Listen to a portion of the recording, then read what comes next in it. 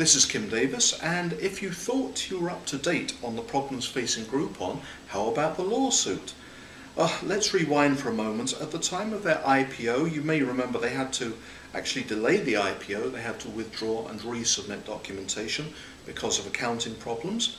Now things have gone on much the same way. Their first earnings statement for the last quarter of last year also had to be withdrawn because they had understated the fourth quarter loss.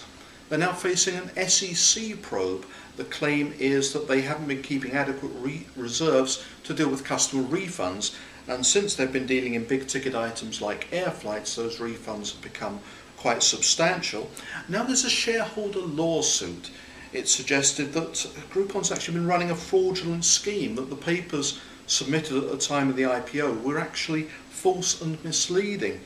It's clearly a long story of poor internal controls and bad accounting gaffes, and if things needed to get worse, next month sees the end of the lockdown period and people can start trading Groupon shares freely and then look out. And all this, for me at least, comes against the background of a fundamental problem with the business plan.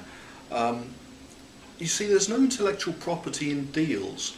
Groupon not only faces competition from other similar operations like Living Social, but it's always been vulnerable to big internet players like Amazon, PayPal and Google getting into the deal space and simply doing it better, and that's what we're starting to see.